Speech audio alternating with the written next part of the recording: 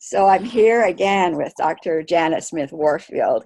And how do you condense years of experience into, a 10-minute conversation? Not You're doing it in bites. So what is it that words are about? How can we understand that the place they play in our life, and then the place maybe we would want them to play in our life? So that might be the opening that will be helpful, Janet, and you're welcome to take it wherever you want to take it. So well, I this is could the take first it. one. I could take it in just about any direction from there. I know. Let's start out. I think the important thing is to understand what words do and what we humans do with words. And most of us don't look at this because there's so much a part of our conditioning that we just think words tell us what is out there.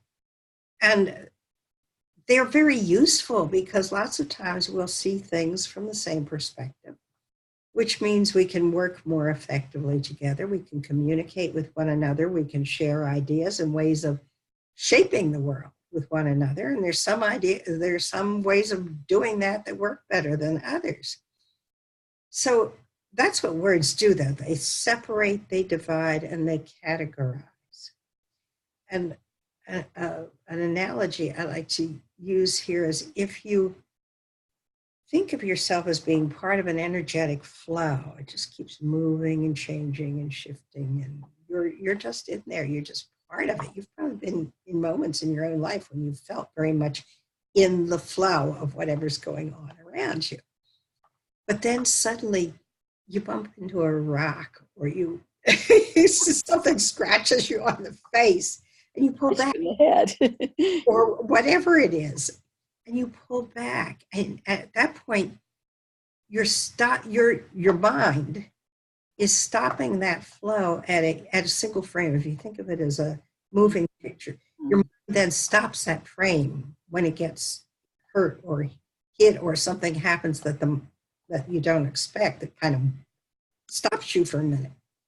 You pull back and you separate yourself from that flow, and your mind looks at it, cuts it up, chops it up, and tries to understand what the heck happened here.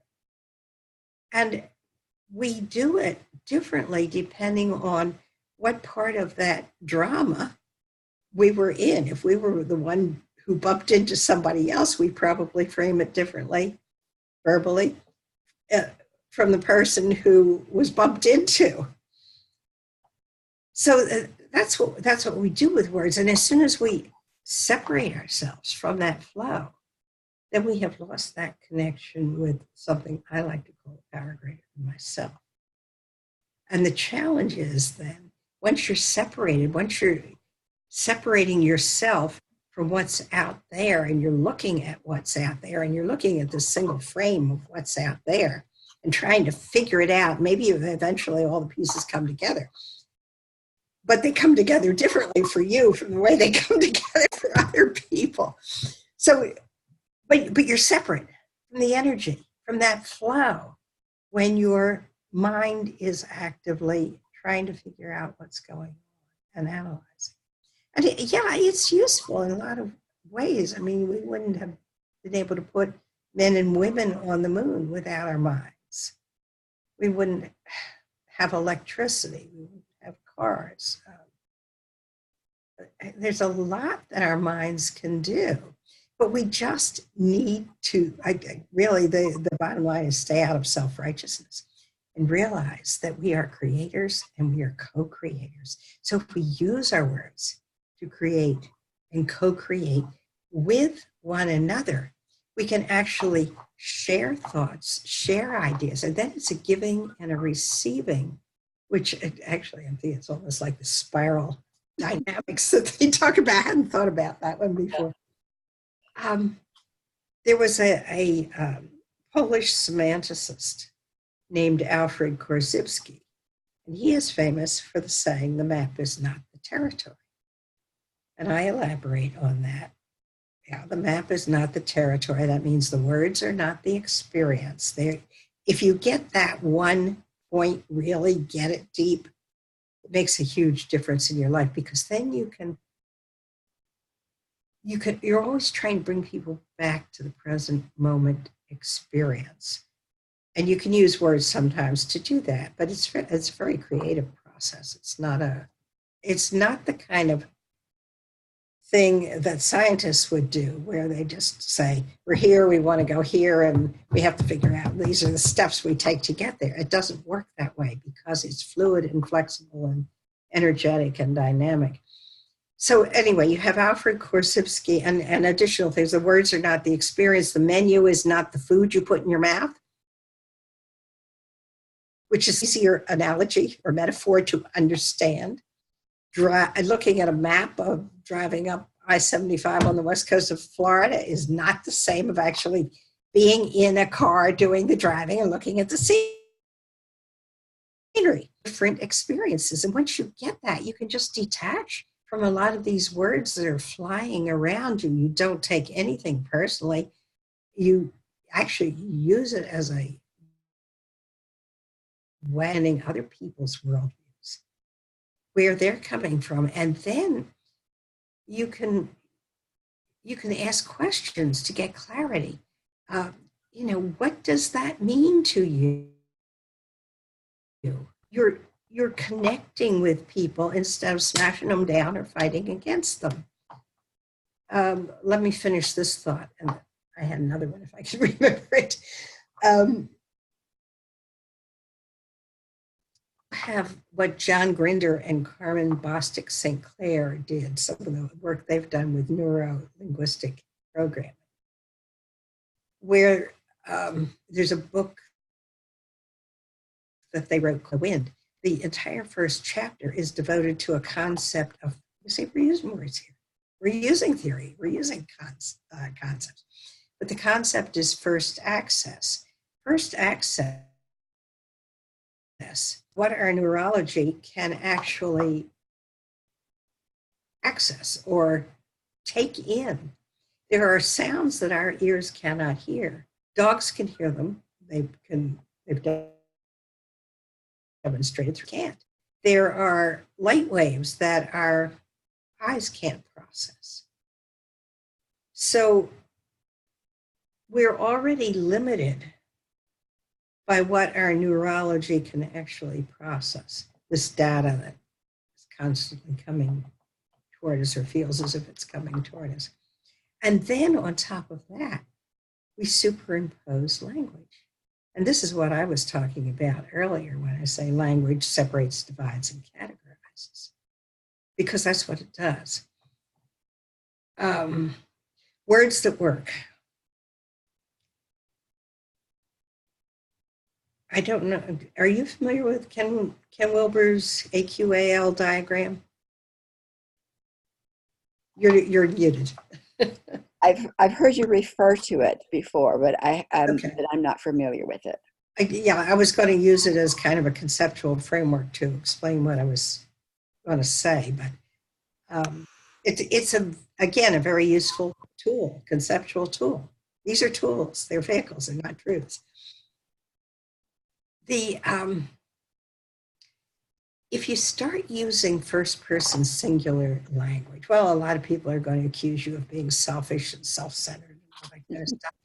But it's a really good way to get to know yourself. And you do this in your own privacy, in your own private space, where nobody else has to hear anything you say or think. So nobody can sit in judgment on you.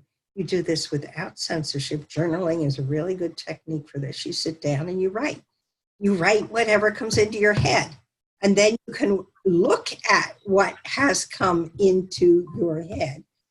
And if you do it without censorship, I can promise you it'll be just a really interesting journey. And again, going to Buddhism, this is kind of the witness, watching your own thoughts, watching your own emotions, just watching what's going on in your own body. Just look at it and experience it. Notice it. You don't have to do anything with it. Just observe whatever is there, what the thoughts are, what the emotions are, what's going on in your body, and they're all connected, I can promise you. So you change one and you change everything. So yes, first person singular is a really good way to pay attention or focus on what's going on inside of you. And questions that I have asked myself whenever I'm in a funk or I'm confused, questions that I ask myself that usually eventually pull me out of it are, what do I think? Not what does he think I ought to think? What do I think? What do I feel? What do I need? What are my choices? And I've added a couple more. Those were the original four. A couple more, though, are, what do I need to know in order to move forward? And whom can I trust?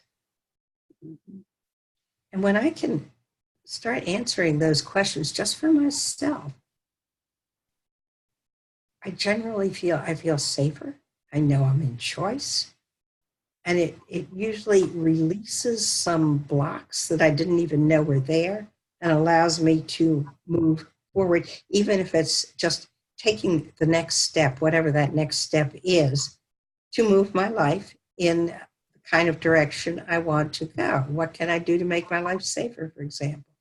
What can I do if I want my life to be more orderly? This gets into the Buddhist Eightfold Path of right speech, right action, right intention. And intentions are really important because if you want to change your life, getting really clear about what you want to bring into your life is vital. You can do vision boards, which are really helpful.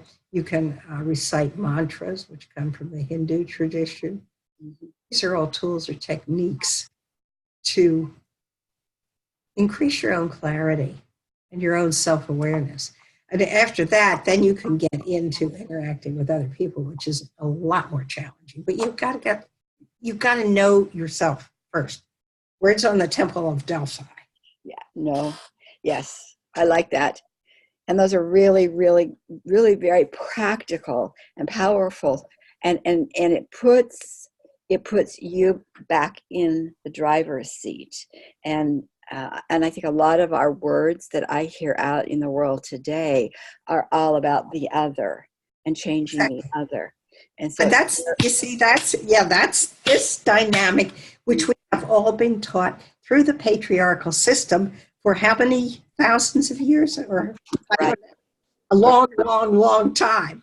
We're really women who are going to change this. Yeah, we're really skilled with that. And so I love those processes. Are, hey, let's give them a try. Get out your journals and start using that I.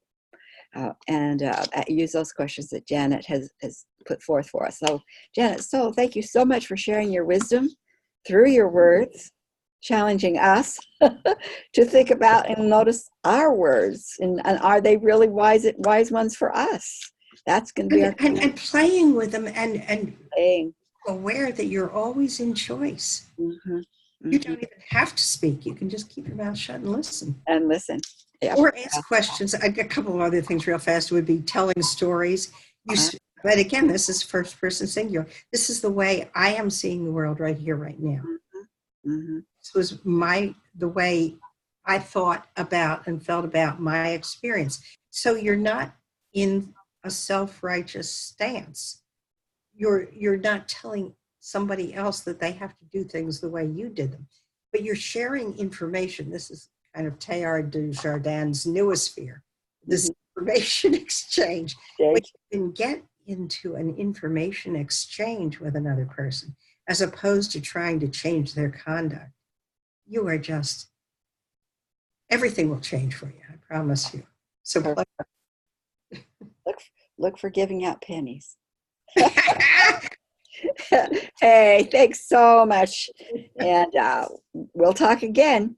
Okay. Thanks so much, Sharon. Bye.